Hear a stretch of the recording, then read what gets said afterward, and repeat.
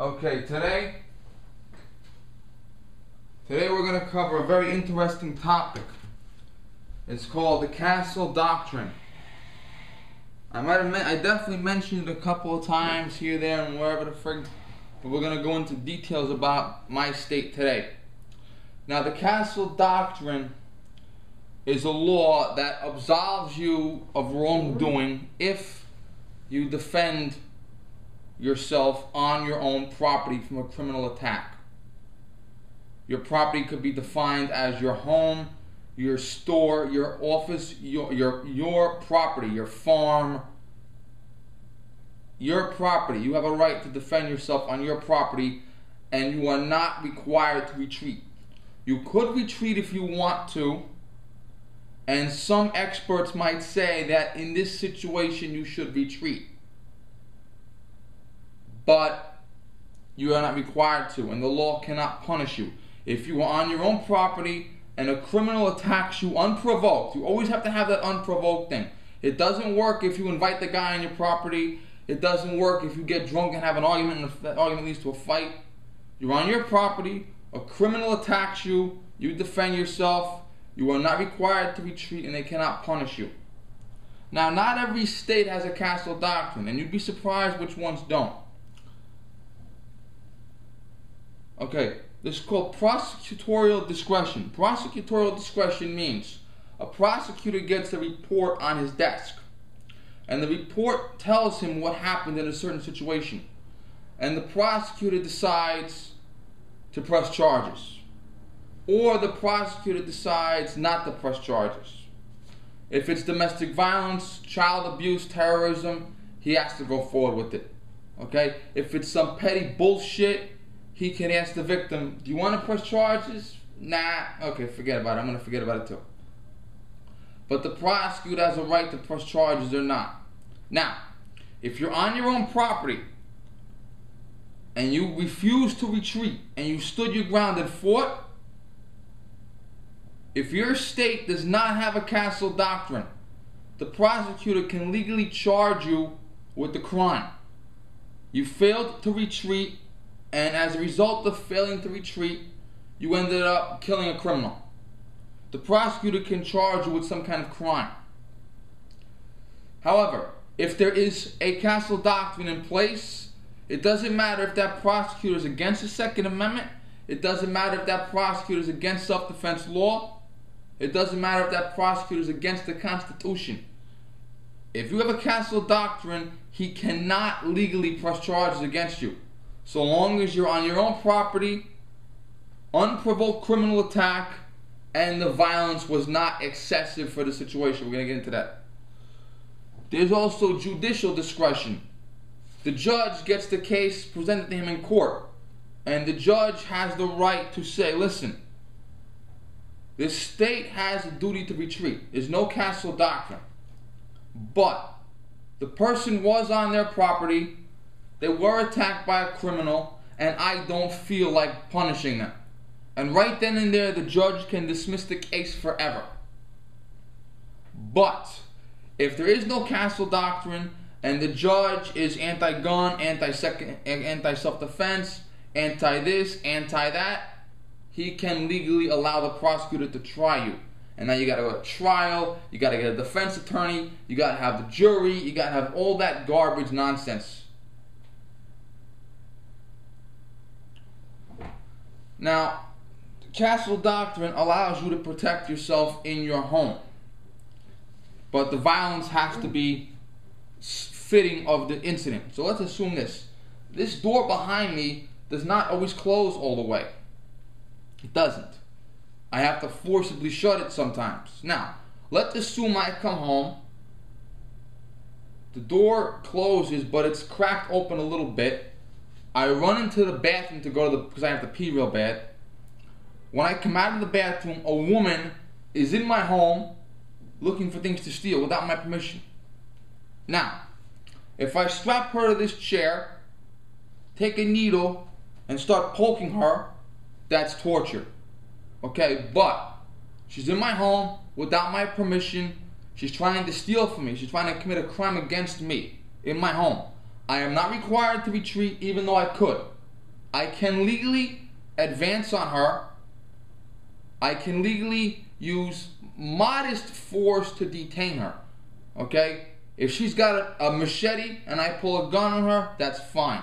If she's just got her bare hands and she's half my size, they want me to use physical force with my hands as opposed to a deadly weapon. I can legally detain her, handcuff her, or tie her up if I have to. I can use modest force to detain her. Now, I must call the police. That is my obligation. I have no choice but to call the police. I can't say no to that. I have to call the police. The police arrive at the scene, and I say, listen, she came in here without my permission. She was looking for shit to steal. I'm pressing charges. Felony burglary. I'm pressing charges right now. Police take her away, and we press charges. I didn't hurt her any more than I had to get her to be arrested. And I called the police. As soon as the police came, I handed her over. Okay? But if she had a heart attack, I'd have to call an ambulance for her. Okay? So you have to call the police, get the police there, have the police make the arrest. Okay? You cannot detain the person for 17 hours. You cannot deprive the person of food or medical attention. Okay? Call the police come, then you make the arrest. You are the police officer in your own house. But you have to call the regular police to help you. And as soon as the regular police arrive, can you hear the yelling in the hall? As soon as the regular police arrive, they take over. You have no power once the police come. They take over from there. In your business, I used to work in a supermarket. Now, a major company owns a supermarket. They hire a manager, or they most likely promote someone to manager, and they say, listen, you're the manager, this is your store. You run this store. He is protected by the Castle Doctrine because that's his business. And the company that owns the store has empowered him to run the store. Then the company hires a store detective. The store detective is an agent who has a special license from the state to allow him to be a store police officer. He most likely does not carry a gun on duty. At least in my area they don't. And he has a right to detain thieves, detain vandals, break up fights, okay, call the police. He has a right to demand identification from people. He has a right to take down their information. He has a right to tell them to get out of the store. He has a right to detain them for arrest. And they sometimes carry handcuffs to detain you. They can't just walk up to you and detain you for no reason. They have to have a reason, but you're on the property, committing a crime. They are entitled to stop you. They are not required to retreat. They are allowed to advance on you so long as you're on the property. Once you leave the property, that's pretty much it. But as long as you're on their property, threatening their business, threatening customers, threatening employees, they can legally approach you. Now, the Castle Doctrine is often protects every employee of the store. I was not a store detective. However, I also used to run the recycling machines, and people used to come in and try to cheat the recycling machines to steal money from them. Yes, they try to cheat to make it look like they had more cans or bottles than they did. And the store detectives told me, listen, you see someone stealing, get them out of here. They don't want to go, tell me. They still don't want to go, we'll go to the cops. And I was not required to retreat. I was allowed to advance on them. And I was allowed to say, get out of here right now. I'm calling the cops, I'm calling the store detective, I'm calling the manager, get out of here right now. I was able to stand my ground. And there was one incident, I did not see this, the store detective told me about it later. He caught 3 young girls stealing, and you would be surprised, most shoplifters are either young girls or old people. He caught some young girls stealing, they went to the door, he identified himself as security and said, get back inside. They didn't want to go. He said to them, I can legally pick you up and carry you back inside. They complied at that point. Obviously, you have to be careful for their humane rights. You can't attack them, you can't beat them up, you can't torture them, you can't sexually assault them. stuff like that. And oftentimes, if a store detective has a female suspect in custody, he will ask a female employee, could be any employee, any female employee, to come in and sit with him until the police arrive. That way the woman doesn't say, the suspect doesn't say, the security guard raped me, the security guard asked me to take my clothes off, the security guard touched me. Okay, we have a female employee to say, wait a minute, she's lying. So you might want to protect yourself there. I will not allow myself to be around a female suspect for more than 2 seconds without a female person to watch me.